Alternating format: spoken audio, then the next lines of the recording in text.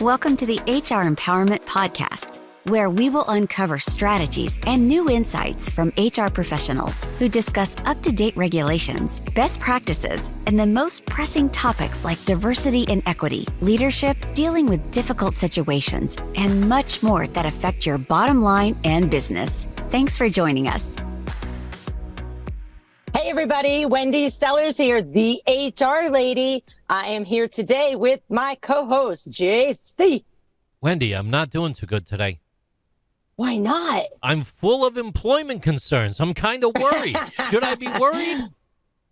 No, yes, maybe. That is exactly what we're going to talk about in this series. We're going to be talking about employment concerns for 2023. And should we be worried? And the question is, well, it depends. Are you an employer? Are you a candidate? Are you an employee? We're going to go through a lot of this information over the next 5 series. So let's get started. First thing I want to talk about is an overview of employment news and current economic statistics. It's a little scary out there. Or is it just the news and the media trying to rile us up? Well, there's could be a little bit of both, Miss Wendy. Let me tell you. You know, the Federal Reserve spent the year 2022 attempting to engineer a soft landing. That is, combat inflation without triggering a recession. And the labor market of the United States now faces a very uncertain 2023. Recessions have occurred fairly consistently in the past.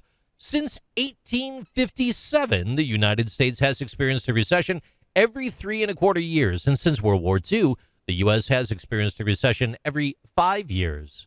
And according to a recent Harris poll, Wendy, and Fast Company, a survey of over 1,000 adults about their biggest fears heading into the new year, this uncertainty is causing significant concern amongst workers, not knowing what they're going to face next.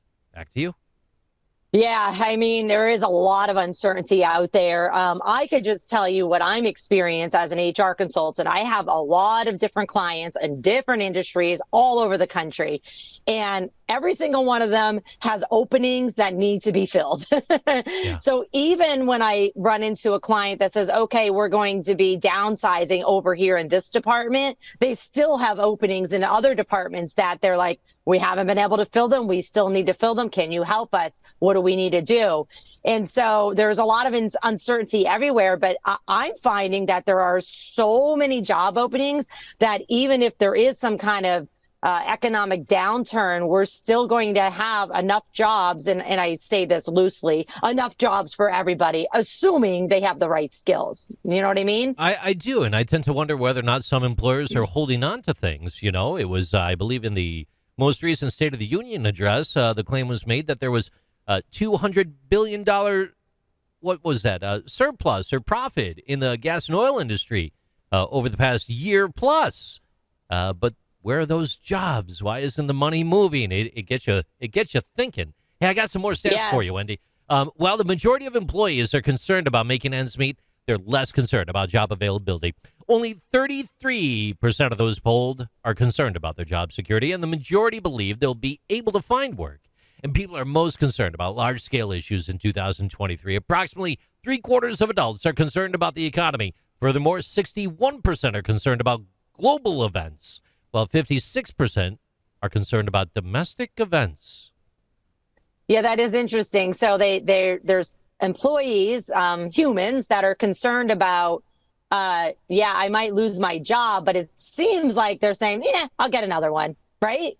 Yeah. That's kind of what I'm taking it as. And I could just tell you, just amongst conversations in like my friend group and things like that, it's the same thing. I ran into somebody actually in a grocery store the other day that I used to work with, that they worked at a client of mine, and that's basically, she said the same thing. I said, how are things going at your new job? She's like, really good. I'm learning a lot. She goes, there's going to be layoffs. I don't think I'm going to be part of it. But, I've learned so much over the past year or so that I'm not really worried if I am chosen, that I can definitely go out there and find new jobs, because people are contacting me all the time, to go and apply for their job ads. But I'm happy where I am. So I'm just staying where I am right now until I have to make a decision, and hopefully I don't.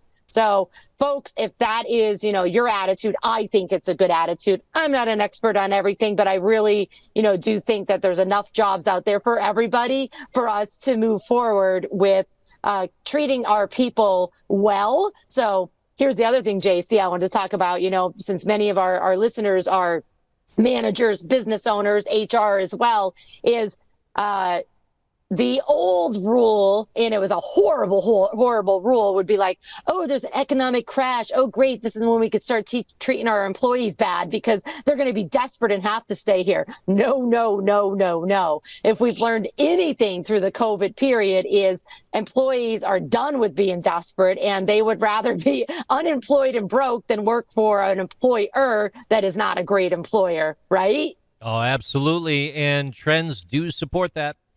Work-life balance is one of the most pressing concerns for employees in the new year. Make sure you're bringing that to the table from your leadership perspective. 49% of people who work full-time are concerned about work-life balance, and 42% of those who work part-time are concerned about it as well. Poor work-life balance is most likely related to other major issues. Approximately 42% of those polled are concerned about their personal relationships, while 39% are concerned about their work environment. And Wendy, I was going to tell a joke about unemployment right here, but those jokes never work. They never work. Dun-dun-dun. Bad timing. No, it was good. It was good. No, but the one thing I wanted to touch on right there, JC, that you just mentioned in one of those stats is that, you said 42% of those who work part-time are still concerned about work-life balance.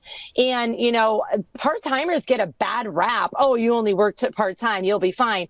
No, they may only work part-time at your company, but they have 3 other jobs in order to pull together a full-time income. And so we have to make sure we're not judging people just because they work part-time, because that's the job they took, so that they can, satisfy their income requirements to pay those bills. We have to start treating part-timers as, employees who are contributing to our bottom line. So folks, please do not, disregard part-timers.